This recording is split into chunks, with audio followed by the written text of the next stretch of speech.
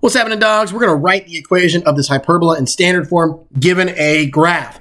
All right, so we're going to write the whole equation, but we're also going to do all the other parts like the center, the vertices, and stuff like that. So my center, first off, my center here is right there. That is at -2, -1. So -2, comma, -1. Now my vertices are, let's get that out of the way, these two. So those are my vertices. So if I count those out, 1, 2, 3, 4, 5, 6, down 1, so -6, comma, -1.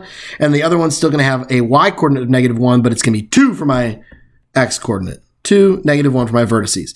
My co-vertices, we'll jot that down. That's going to be -2, +2. Right? Those are the ones that we're looking at now, which are right up here and here. So -2, +2, and then -2, -4.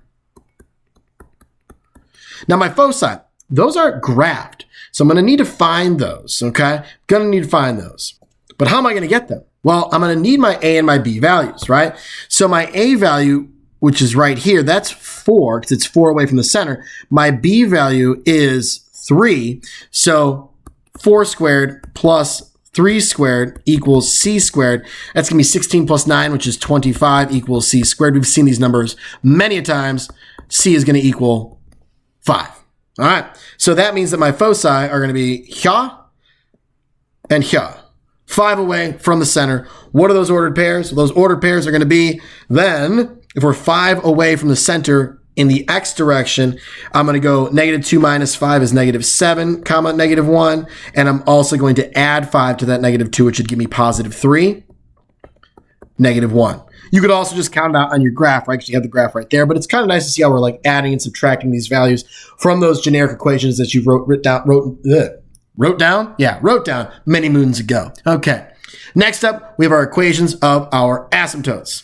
And then we'll do the grand finale of the actual equation of this thing. So you're probably just like, oh, come on, man, let's do that.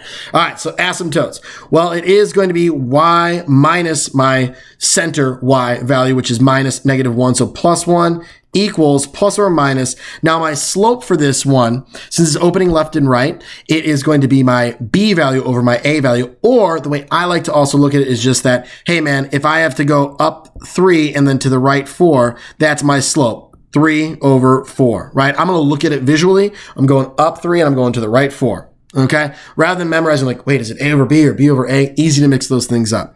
Then I'm going to have my x minus -2, so +2. There's my equation of the asymptote. Beautiful. Next up, let's get our final equation here. Time to rock. Okay.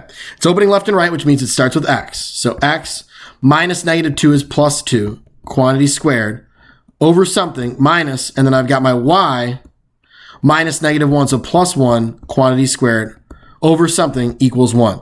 Well, what do we have for that something?